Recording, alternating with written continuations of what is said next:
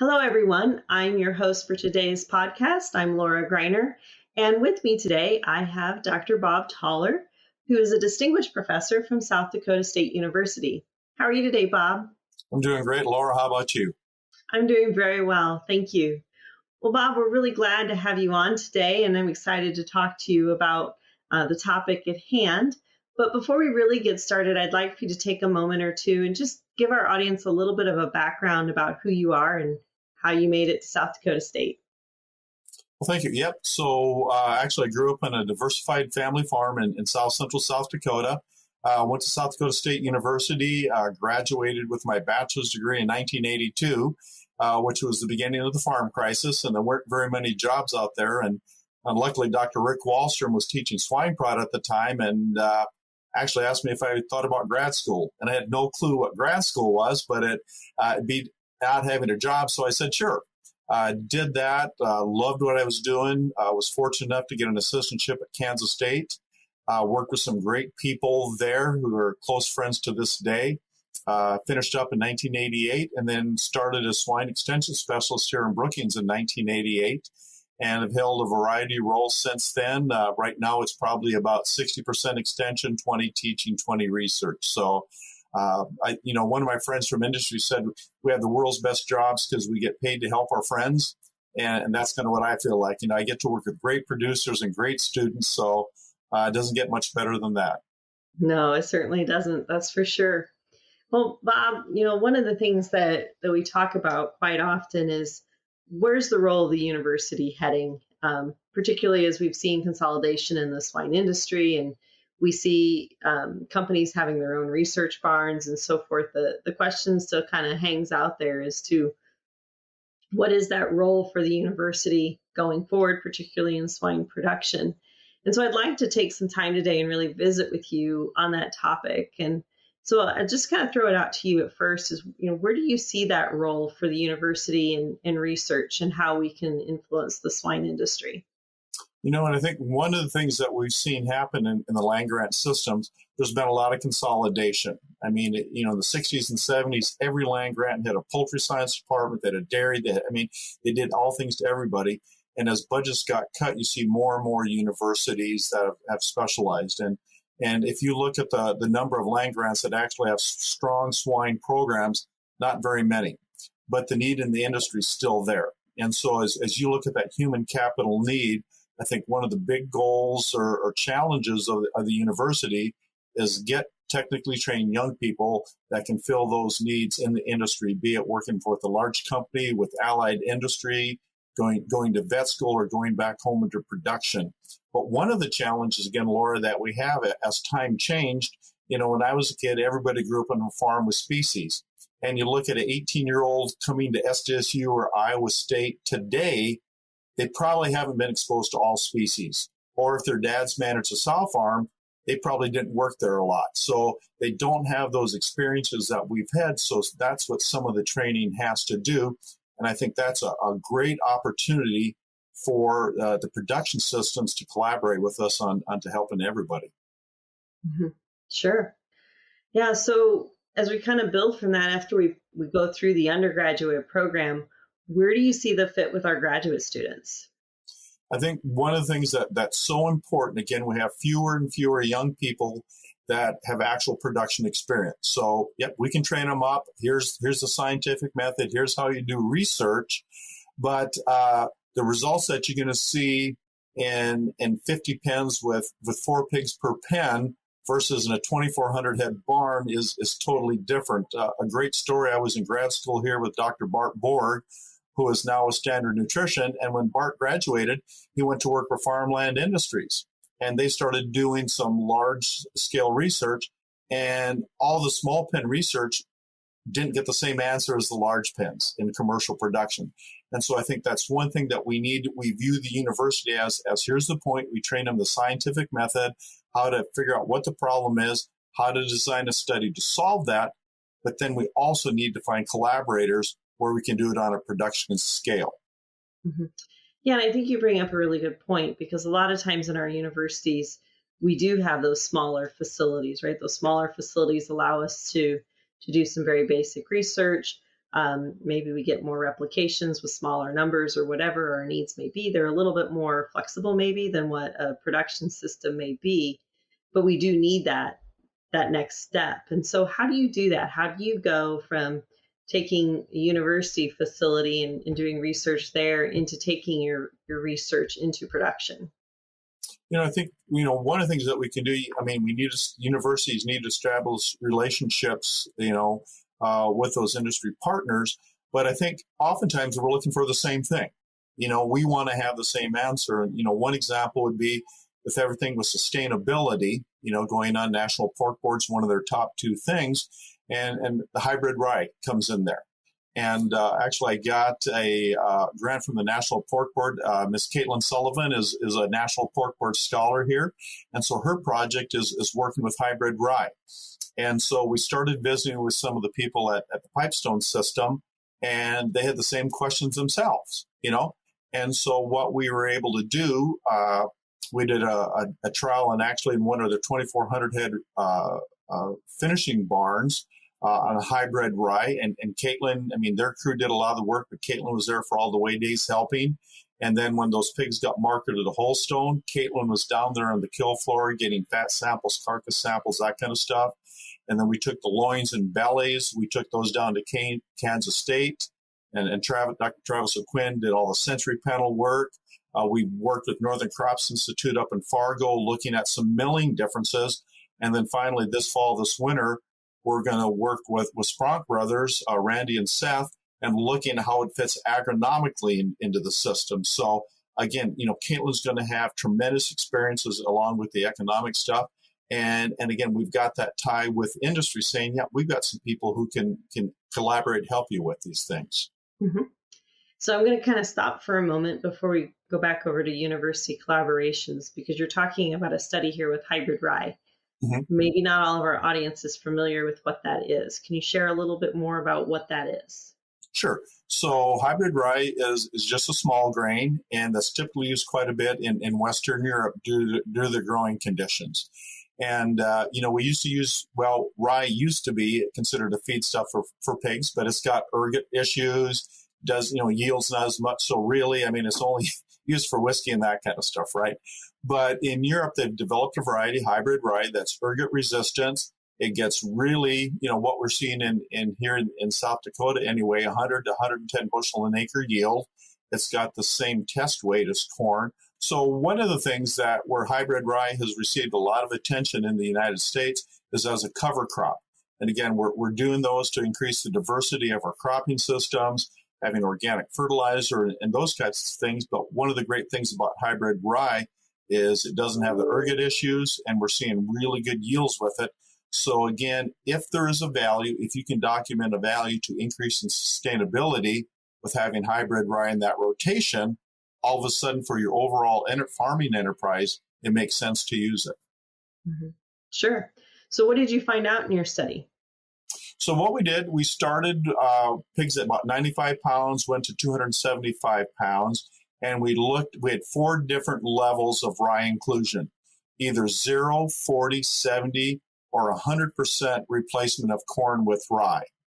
And when we looked at average daily gain, average daily feed intake, we saw a linear decrease as rye levels increased. And but it was interesting. It almost looked quadratic when we hit about 70% replacement rate. So it was pretty good. And after that, it wasn't good. Feed efficiency wasn't affected at all. So that was kind of interesting. When we looked at the carcass characteristics, yield went down, hot carcass weight went down, and also there was a decrease in back fat thickness. However, there's also a big decrease in iodine value, which, again, if there is ever a time where we start using DDGS again or something, we worry about that. That's one way to bring, IV values down. Interesting, we also did taste panel work with the bellies, both bacon, smoked bellies, and chops. And on chops, we did see a decrease in juiciness and tenderness, but there were no flavor differences. But for all the things that we looked at on the bellies, there was no differences there. So that's a really good sign. And the other thing, just anecdotally, I mean, the fat is harder, obviously, with lower iodine values and much wider. At Northern Crops Institute, we looked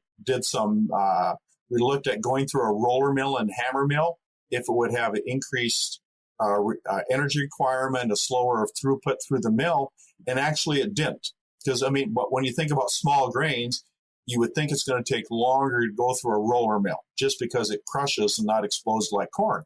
And we didn't see that. And then actually, the Chandler, Minnesota feed mill, they had a triple roll mill, and they found no difference between rolling corn and rolling hybrid rye. So those were all things that were pretty interesting. That is interesting. So just out of curiosity, then when you set up your corn versus rye, you're running it over obviously a similar grinding system, but are you trying to keep them at similar particle size then when you were running your test, or did you try to pellet it, or how did you manipulate the diets there? Right. Nope. It was a meal form diet, and we tried to keep them all at the same particle size. And I think, the corn was pretty close, was slightly lower than about 600 microns, and the hybrid rye was just a little bit, maybe 650, something like that. So they were really pretty close together. And again, that's just when I talk to our students, I mean, when they do a feeding trial, that to them seems like it's the most important thing in the world. But when you look at what makes a difference in operation economically, there's about 30 other things that come into play there. And since very few universities have feed milling departments, we forget about that. And especially, I mean, when you go internationally, when electrical costs are really high, or in the United States, when labor costs are really high, things that mess up throughput of a feed mill can have a huge economic impact on feed cost.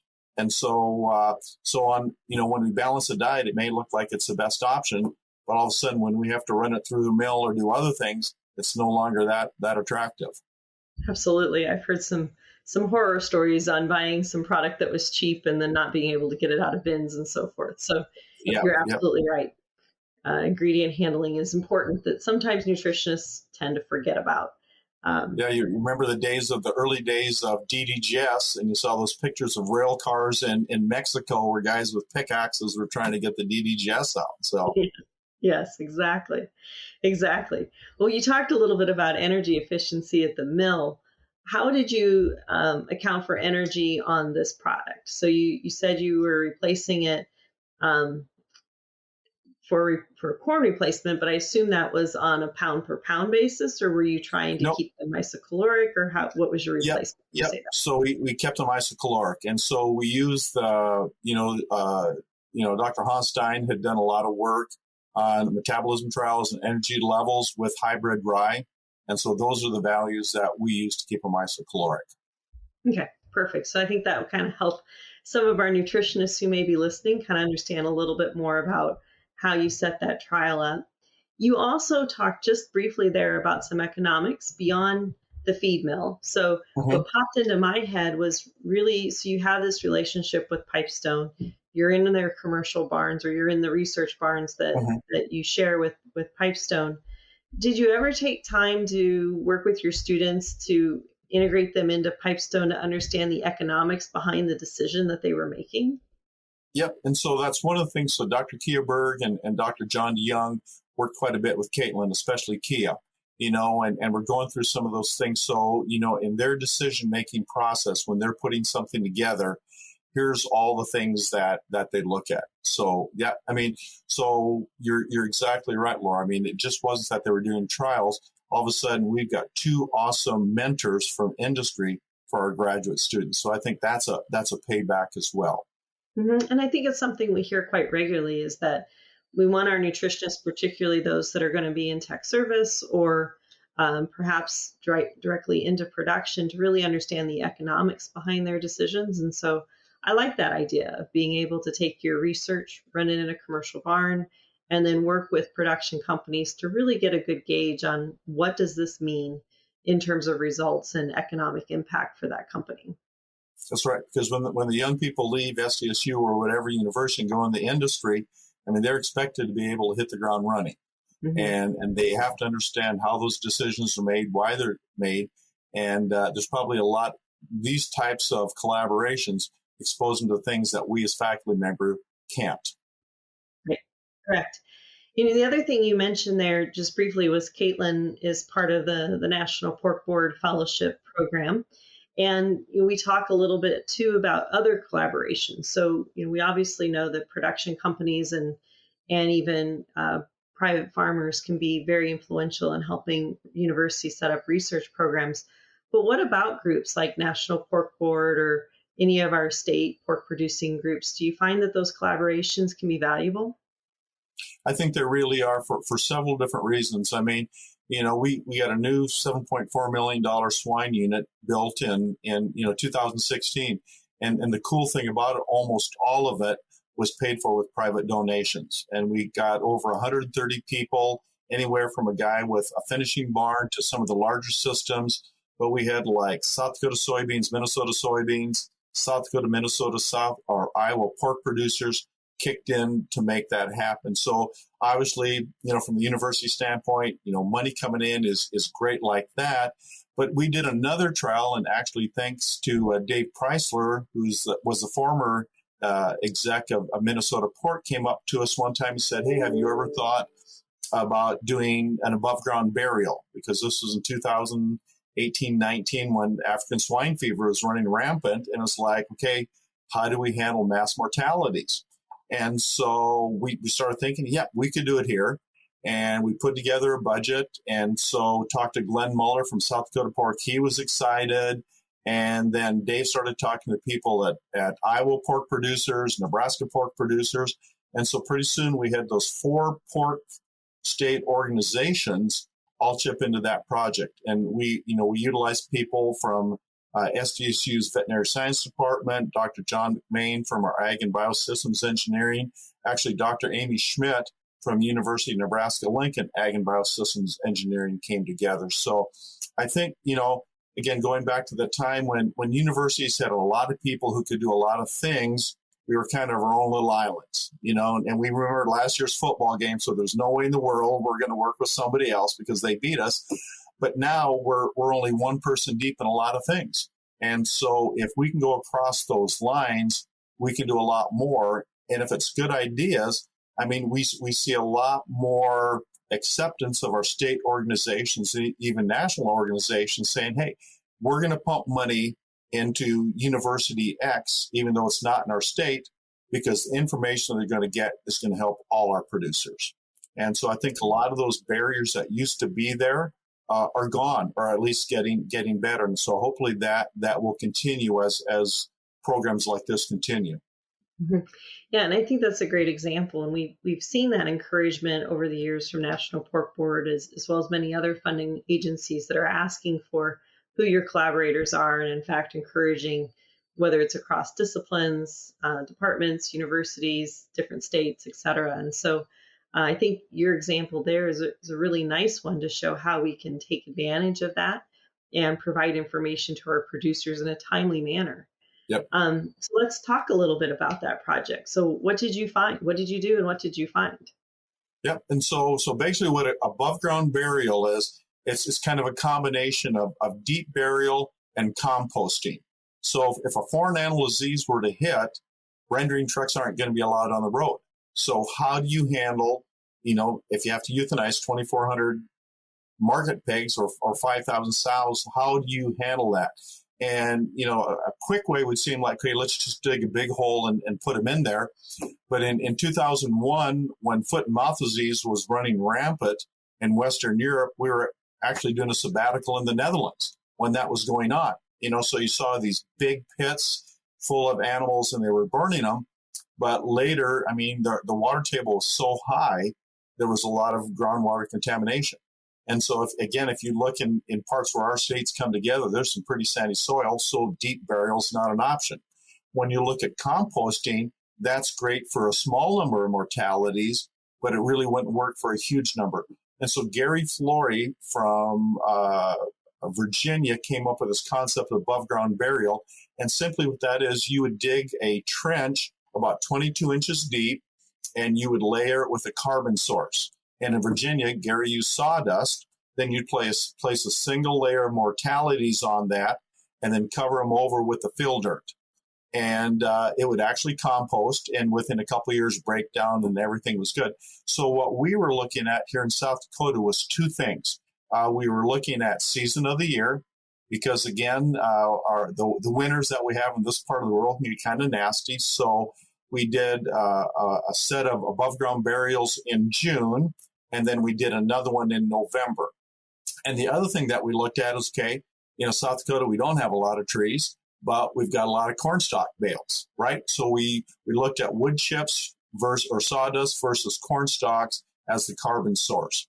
And the other thing that we did in there, we did a couple things. So we put some test wells in at 6, 18, and 36 inches to look at leaching. Would the nitrates leach? Did we get E. coli leaching? But then as a substitute for African swine fever, we also, in our vet science department, challenged some feeder pigs with Seneca Valley virus, and then euthanized those pigs, and we put them in the pit as well. And then the water samples we analyzed for Seneca Valley virus. And so what we saw, at first when we took the water samples, we found Seneca Valley virus DNA at 6 and 18. That's like, oh, nuts. This is not a good thing. But we had never, in the 6 months that we did it, we never found anything at the 36-inch level. And I think some of the stuff that 𝗪𝗵𝗿𝗹𝗃 did in Oklahoma has also shown that. And then we also dug up the mortalities and or the feeder pigs and took samples out of there, and they were PCR positive. But, as you know, all PCR tells you that the genetic material or parts of the genetic material are there, that we don't know if it's live or dead or anyway. And then so we took those samples of water and tissue and some of the carbon sources that were PCR positive for Seneca Valley virus and did a bioassay. And so we challenged, I think, 24 naive nursery pigs with that positive material, and nothing broke. So that tells us that made us feel good, because the worst thing you'd want to do is bury them and then have live virus get in the aquifer, and then anybody pulling water off from a well from that aquifer just got contaminated. So that was good news. It was a great year and a terrible year to do that trial, because we had record rainfall in Brookings in June. And we had water standing in those pits, and it's like, oh, crap, this is terrible. And so we did not get as much of a temperature rise as we'd hoped. Okay, so that part was bad, but we did get high enough to, and I forget exactly what temperature, Laura, but we did see some inactivation of the virus. But if you were concerned about leaching, this was a great year to look at it. In the wintertime, it was just as effective. And actually what we saw, if you look from a heating standpoint, corn stalks work better. If you look at reduction of E. coli and nitrates, the sawdust worked better. That's interesting. But it's hopefully one of those trials you pray that you'll never ever have to use. Absolutely, but it's very valuable information, and I know it's such a concern for our industry is carbon sourcing, yep, particularly in these times when we might need it. And so right, that's very useful information. And again, I think that's a great example of how you were able to take different collaborators across different states and pull it together to answer questions that are valuable for our producers. Right. And, then the other thing that, the next step that went beyond that, then, the Minnesota Department of Ag, along with the state vet, and I think with Pipestone and Christensen's, and working at the experiment farm at 𝗪𝗪𝗁, they took that the next step farther, and they did the grinding and mixing and corn stalks and all those kinds of things. So again, I think that's just another great example that we see today of different entities coming together to be able to work together and solve those problems. Absolutely. Absolutely. I think those are some great examples.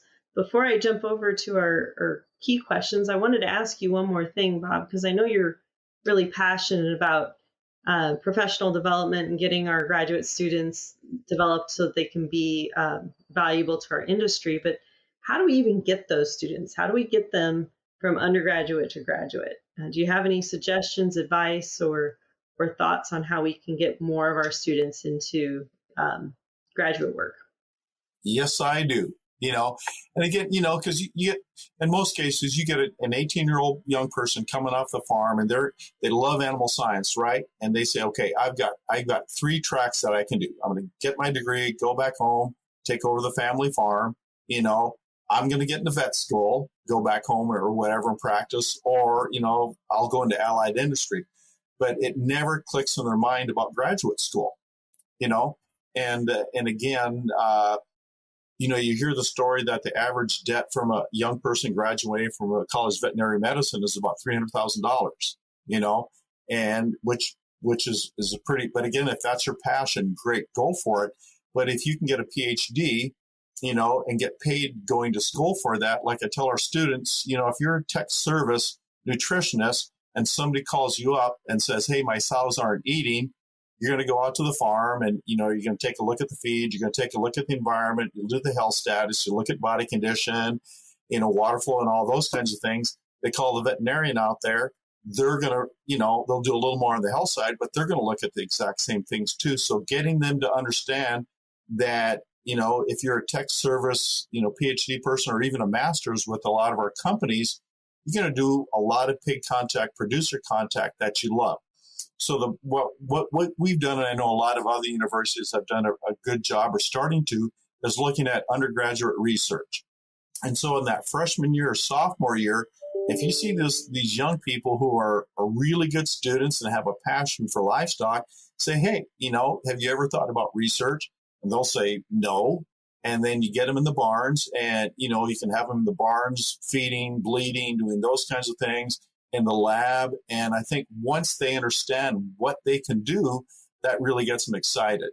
And so, again, that's another thing that the National Pork Board does. They have the SREE undergraduate grants to do research. And they I think this year they're giving out 6 grants to universities to get undergraduates involved in research. And then they can present their papers at Midwest Animal Science meetings. You get to scenic Omaha for the meetings and you see all the other cool papers that are going on. It's like, wow, I didn't realize that I could do that with an animal science graduate degree. So I think the days are done where students are coming to us to look to go to grad school. So we've got to go back and identify those great young people and give them the option to say, hey, here's a great career track for you. And we're going to need them. When Gary Ali was still alive, actually when I was at Kansas State, so when I left like 1988, he went through and looked at all just the PhDs at universities that were retiring. And there are not enough people in the pipeline. And actually that's gotten worse, because, in a few years, Lee Johnson and myself and, Mike, there's a whole series, Jerry, we're going to retire. Who's going to replace us? And so we've got to have good young people with practical swine production experience who are also great researchers, great extension people to step up and fill that void. Mm-hmm. Absolutely. Well, I think those are great comments and thoughts for our individuals that are listening. And certainly I enjoyed your conversation around how the universities can collaborate with industry partners to help solve those problems for our producers and address current issues. As our time is kind of wrapping up, Bob, I want to jump over to those 3 infamous questions that we always ask our guest speaker. The first one here is really around, what's your favorite swine resource? Actually, the one I like, it's a little bit older. On the nutrition side, I really like the National Swine Nutrition Guide. It was put together in 2010. It's old, but it's got it's really production practical based. And so that's pretty good. But then the other, and again, this is for the young people out there. Actually, my best resource is my colleagues out in industry and at other universities. If I have a water question, Mike Brum, John Patience are the first 2 people I'm going to call, right? That's the beauty of the internet too. You say, okay, Mike, John, I got a water issue. What I deal with, or here's another topic that I know somebody's really good in. I'm going to call them. Or it's like, man, I don't know where to go. And so I contact somebody and they'll get me there. So that's really what I do when I'm looking for great resources, great answers. Yeah, absolutely. Networking is a wonderful thing, especially in today's age and world. We try to tell our students, like our our introductory animal science class is 150 students, so they get in there and it's like, holy smokes, our town doesn't have that many people in it. But it's like, you have to understand that the ag industry is really small, and all those people that are in your class you're sitting next to, you're going to be doing business with them, so make those relationships, and you're going to have collaborators for life. And the same thing in grad school. And once you get to grad school, you understand that. But, if in your master's program, you make 10 close friends, in your Ph.D., you make a different 15 friends, when you graduate, you've got 25 close friends all over the industry that want to help you. So it's a very good point. It's good demonstration of how that works, for sure. Yep. How about something that's not swine related? Are you reading a book currently that you would recommend to the group? Yeah, a really interesting book. The name of it is In Search of God in Guinness. And what it's about the Guinness brewing family. And it's a really cool story because Arthur Guinness is the guy who started it, and he was born in 1724. But what makes it so interesting, at that time, beer was viewed as a health product, okay? Because in Europe, the water was so terribly polluted. I mean, just from, how waste and everything was handled. I mean, if you drink water, you're going to get nasty sick. And then on the other side of the spectrum, gin was really cheap, and they had a huge alcohol problem. And so, and actually a lot of the churches and stuff brewed beer. That's where a lot of the great German beer came from, and I like great beer. But anyway, and so they started selling beer. And again, it was purified, it was fermented, so it was healthy. It had B vitamins, that infamous unidentified growth factor, and it was great. And so what's really cool is how that grew, but there's so many other cool things in that story, because if you look at the Guinness family, Arthur Guinness was impacted by John Wesley, and he had a huge social conscience. And what's cool, so if you look at the Guinness factories, they were the first ones to provide free health care. And this was in the 1800s, free health care to their employees. They provided, they helped them buy homes, decent homes. They would have doctors come into homes to make sure children were taken care of. They had free education for the children of the employees and retirement plans. So, I mean, again, that was in the 1800s. They were so, thinking about that. And, they were really active on the mission side, the church side, and those kinds of things, but huge philanthropists. And so, again, that really makes you think. I mean, we've all been blessed in a lot of ways. And so we need to look at how to give back. But I mean, they were so far ahead of everybody else. And now I think, at one time Guinness was the most consumed beer in the world in 150 companies. But it's really a great read because it talks about the business side and how it handled different challenges and that stuff, but then all the good stuff that they did with the wealth that they accumulated. Mm-hmm.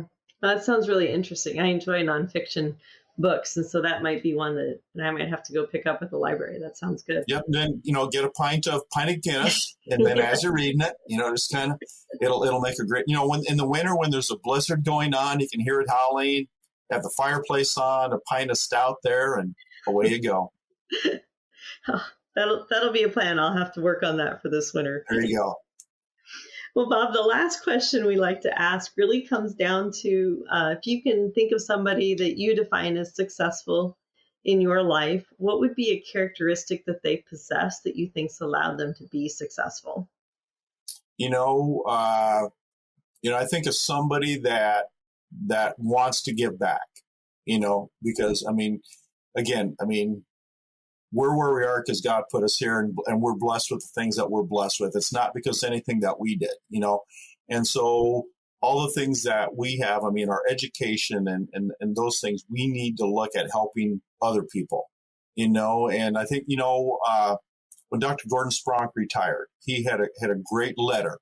And, I'll never forget it because he talked about, he was fortunate enough to drink from wells that other people had dug. And so our responsibility is to dig new wells that the young people coming up and other people can do. So, I think what makes somebody really successful is not the awards, it's It's not the BMWs. It's not those things. It's how you change people's lives. And anybody can do that. Somebody's struggling, take 5 minutes to say hi to them or visit them. And, in my mind, just listening to people is a huge gift that doesn't happen very often. So, in my mind, that's what makes a successful person. Mm-hmm. Oh, that's an excellent one. I really like that one for sure. Well, Bob, I do see that our time is up, and I do want to be mindful of that. So again, thank you for your time today. It's been a great conversation, and I've thoroughly enjoyed it. And again, for our audience, this is Dr. Bob Thaler from South Dakota State University. Thank you so much, Bob. Well, thank you, Laura. Appreciate it. Imagine if, with a few key concepts, you could have the potential to create a massive positive impact by bringing from hundreds of thousands to millions of dollars for swine producers. Join us on this small group and go to the next level of swine nutrition on this 7-week-long elite online training in applied swine nutrition and feeding by myself and my world-class invited speakers. Additionally, you enjoy an exclusive community to exchange ideas. Go now to www.eliteswinenutritionist.com.